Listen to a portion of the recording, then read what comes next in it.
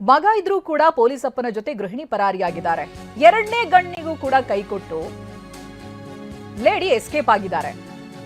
ಬೆಂಗಳೂರಿನಲ್ಲಿ Raghavendra, Monika jute, HSR ಠಾಣೆ Hoysala car ಚಾಲಕ ರಾಘವೇಂದ್ರ ಅಂತ, ಮೈಸೂರು ಮೂಲದ ಮೋನಿಕಾ ಇಬ್ರು ಕೂಡ ಪರಾರಿಯಾಗಿದ್ದಾರೆ. ಉತ್ತರ ಕರ್ನಾಟಕ ಮೂಲದ ಕಾನ್ಸ್ಟೇಬಲ್ ಇವರು ರಾಘವೇಂದ್ರ. ಮದುವೆಯಾಗಿದೆ. ಅದಾದ ನಂತರದಲ್ಲಿ ಈ ಆಂಟಿ ಮೇಲೆ ಪೊಲೀಸ್ ಅಪ್ಪನಿಗೆ ಲವ್ ಆಗಿದೆ. ಇನ್ಸ್ಟಾದಲ್ಲಿ ಪರಿಚಯ ಆಗಿದ್ದ ಮೋನಿಕಾ ಮತ್ತೆ ರಾಘು ಇದೀಗ ಜೂಟ್ ಆಗಿದ್ದಾರೆ. ಮದುವೆ ಆಗಿದ್ರೂ ಕೂಡ ಪೊಲೀಸ್ ಅಪ್ಪನಿಗೆ ಈಕೆ ಮೇಲೆ ಪ್ರೀತಿ ಹುಟ್ಟಿದೆ. ಇನ್ಸ್ಟಾದಲ್ಲಿ ಇಬ್ರು ಕೂಡ ಪರಿಚಯ ಆಗ್ತಾರೆ, ಮೋನಿಕಾ ಮತ್ತೆ ರಾಘು. ಜೂನ್ನಲ್ಲಿ ಪರಿಚಯ ಆಗಿರ್ತಾರೆ ಇನ್ಸ್ಟಾ ಮೂಲಕವಾಗಿ. ಅನಂತರದಲ್ಲಿ ಅವರ ಮೊಬೈಲ್ ನಂಬರ್ ಅನ್ನ ಎಕ್ಸ್ಚೇಂಜ್ ಮಾಡ್ಕೊಳ್ತಾರೆ. ಮಾತು ಕೂಡ ಆರಂಭ ಆಗುತ್ತೆ. ಫೋನ್ನಲ್ಲಿ ಪ್ರತಿನಿತ್ಯ ಕೂಡ ಈ ರಾಘು ಮತ್ತೆ ಮೋನಿಕಾ ಇಬ್ರು ಕೂಡ ಮಾತನಾಡ್ತಿರ್ತಾರೆ.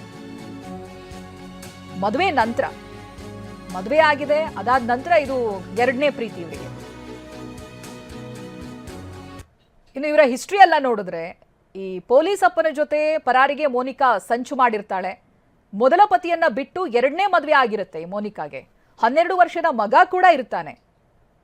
ಆದ್ರೂ ಇದೀಗ ಪೊಲೀಸ್ ರಾಘು ಮೇಲೆ ಪ್ರೀತಿಯಾಗಿ ಇಬ್ರು ಜೂಟಾಗಿದ್ದಾರೆ.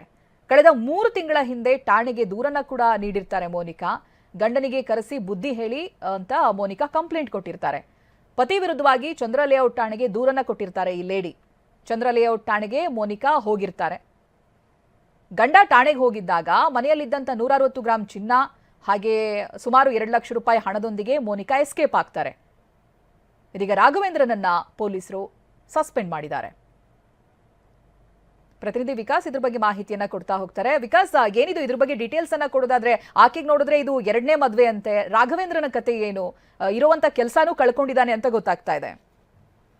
ಚೈತ್ರ, ಏನು ಮೋನಿಕಾ ಆಕೆಗೆ ಈಗಾಗಲೇ ಮದ್ವೆ ಆಗಿ ಎರಡನೇ ಗಂಡನೊಟ್ಟಿಗೆ ಜೀವನ ನಡೆಸುತ್ತೆ. ಅಲ್ಲದೆ 12 ವರ್ಷದ ಮಗ ಕೂಡ ಇರ್ತಾನೆ. ಆದ್ರೆ ಈ ಇನ್ಸ್ಟಾಗ್ರಾಮ್ ನಲ್ಲಿ ರೀಲ್ಸ್ ಅದು ಇದು ಮಾಡ್ಕೊಂಡು ಸ್ವಲ್ಪ ಪಬ್ಲಿಸಿಟಿಗೋಸ್ಕರವಾಗಿ ಈ ರೀತಿ ರೀಲ್ಸ್ ಮಾಡ್ಕೊಂಡಿರ್ತಲ್ಲ. ಆ ಸಂದರ್ಭದಲ್ಲಿ ಏನು HSR ಲೇಔಟ್ ಠಾಣೆ ಹೊಯ್ಸಳ ಡ್ರೈವರ್ ಆಗಿದ್ದಂತ ರಾಘವೇಂದ್ರ ಇದ್ರ ಜೊತೆ ಪರಿಚಯ ಆಗುತ್ತೆ. ಪರಿಚಯದ ನಂತರದಲ್ಲಿ ಎರಡನೇ ಗಂಡನ ಜೊತೆಯಲ್ಲೂ ಕೂಡ ಆಕೆಗೆ ಬೇಸರ ತರಿಸುತ್ತೆ. ಗಂಡನ ಮೇಲೆ ಆಕೆ ಚಂದ್ರ ಲೇಔಟ್ ಪೊಲೀಸ್ ಠಾಣೆಯಲ್ಲಿ ಕಳೆದ 3 ತಿಂಗಳ ಹಿಂದೆ ಕಂಪ್ಲೇಂಟ್ ಅನ್ನ ಕೊಟ್ಬಿಟ್ಟು, ಗಂಡ ನನಗೆ ಹಿಂಸೆ ಕೊಡ್ತಾ ಇದ್ದೇನೆ, ನಾನು ಸ್ವತಂತ್ರವಾಗಿ ಬದುಕೋದಕ್ಕೆ ನನಗೆ ಬಿಡಬೇಕು, ಗಂಡನ ಕರೆಸಿ ಬುದ್ಧಿ ಹೇಳಿ ಅಂತೇಳಿ ಹೇಳ್ತಾ ಆ ಸಂದರ್ಭದಲ್ಲಿ ಗಂಡ ಏನು ಚಂದ್ರ ಲೇಔಟ್ ಪೊಲೀಸ್ ಠಾಣೆಗೆ ಹೋದಂತ ಸಂದರ್ಭದಲ್ಲಿ ಈಕೆ ಮನೆಯಲ್ಲಿದ್ದಂತಹ ಚಿನ್ನಾಭರಣ ಮತ್ತು ಹಣ 1,80,000 ಹಣ ಮತ್ತು 110 ಗ್ರಾಂ ಚಿನ್ನವನ್ನ ತೆಗೆದುಕೊಂಡು ವಿಕಾಸ್ ಹಾಗೆ ಸಂಪರ್ಕದಲ್ಲಿರಿ, ಒಂದಷ್ಟು ಮಾಹಿತಿಗಳು ಸಿಗ್ತಾ ಇದೆ ನೋಡೋಣ.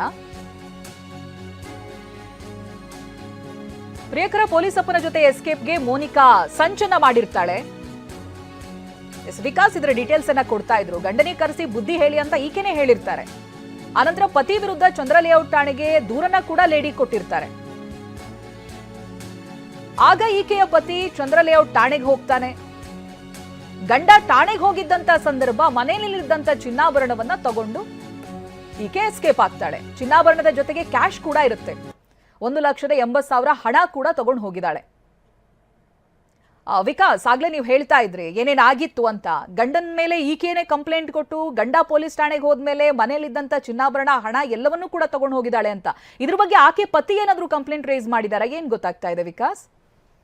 ಎಸ್ ಚೈತ್ರ, ಏನು ಆಕೆ ಇವೆಲ್ಲವನ್ನು ಕೂಡ ಪ್ಲಾನ್ ಮಾಡ್ಕೊಂಡು ಗಂಡ ಈಕೆಯ ಮೇಲೆ ನಿಗಾ ಇಟ್ಟೋದು ಗೊತ್ತಿರುತ್ತೆ. ಯಾಕಂದ್ರೆ ಇನ್ಸ್ಟಾಗ್ರಾಮ್ ಅಲ್ಲಿ ವಿಡಿಯೋ ಮಾಡ್ಕೊಳ್ಳೋದು ಮತ್ತು ಹಲವರ ಜೊತೆಯಲ್ಲಿ ಮಾತಾಡ್ತಾ ಇದ್ದು ಮತ್ತು ರಾಘವೇಂದ್ರ ಜೊತೆಯಲ್ಲಿ ಗಂಟೆಗಟ್ಟಲೆ ಮಾತಾಡ್ತಿರುವಂತ ವಿಚಾರ ಆಕೆಯ ಎರಡನೇ ಗಂಡನಿಗೆ ಕೂಡ ಗೊತ್ತಾಗಿರುತ್ತೆ. ಸೊ ಹಾಗಾಗಿ ಆಕೆಯ ಮೇಲೆ ಸ್ವಲ್ಪ ಕಣ್ಣಿಟ್ಟಿರ್ತಾನೆ. ಮನೆಯಿಂದ ಆಚೆ ಹೋಗೋದಕ್ಕೂ ಕೂಡ ಆಚೆ ನೋಡ್ತಾ ಇರ್ತಾನೆ. ಆ ಸಂದರ್ಭದಲ್ಲಿ ಈಕೆ ಕಂಪ್ಲೇಂಟ್ ಕೊಟ್ಟಂತ ಸಂದರ್ಭದಲ್ಲಿ ಚಂದ್ರ ಲೇಔಟ್ ಪೊಲೀಸರು ಈತನನ್ನ ಕರೆಸ್ಕೊಂಡಂತ ಸಂದರ್ಭದಲ್ಲಿ ಆಕೆ ಮನೆಯಲ್ಲಿ ಒಬ್ಳೇ ಇರ್ತಾಳೆ. ಆ ಸಂದರ್ಭದಲ್ಲಿ ಮನೆಯಲ್ಲಿದ್ದಂತ ಚಿನ್ನಾಭರಣ ಹಣ ತೆಗೆದುಕೊಂಡು ರಾಘವೇಂದ್ರ ಜೊತೆಗೆ ಆಕೆ ಎಸ್ಕೇಪ್ ಆಗಿರುವಂತದ್ದು. ಸದ್ಯ ರಾಘವೇಂದ್ರ ಈಗಾಗಲೇ ಹಿರಿಯ ಅಧಿಕಾರಿಗಳಿಗೆ ಗಮನ ಬರ್ತಿದ್ದಂತೆಯೇ ರಾಘವೇಂದ್ರನನ್ನ ಸಸ್ಪೆಂಡ್ ಕೂಡ ಮಾಡಲಾಗಿರುವಂತದ್ದು. ಮತ್ತು ಪತಿ ಏನು ಎರಡನೇ ಪತಿ ಏನಿದ್ದಾನೆ ಆತ ಈಗ ಕಂಪ್ಲೇಂಟ್ ಅನ್ನ ಕೂಡ ಕೊಟ್ಟಿದ್ದಾರೆ. ಸೊ ಅಂದ್ರೆ ನನ್ನ ಮನೆಯಿಂದ ಚಿನ್ನಾಭರಣವನ್ನ ಕಳ್ಕೊಂಡು ಹೋಗಿರೋ ವಿಚಾರಕ್ಕೆ ಸಂಬಂಧಪಟ್ಟಂತೆ ದೂರನ್ನ ಕೊಟ್ಟಿದ್ದಾರೆ. ಸೊ ಕರೆಸಿ ಒಂದ್ಸರಿ ರಾಘವೇಂದ್ರನ ವಿಚಾರಣೆಯನ್ನು ಕೂಡ ಪೊಲೀಸರು ಈಗಾಗಲೇ ನಡೆಸಿರುವಂತದ್ದು. ಓಕೆ, ಥ್ಯಾಂಕ್ ಯು ವಿಕಾಸ್ ಮಾಹಿತಿಗಾಗಿ.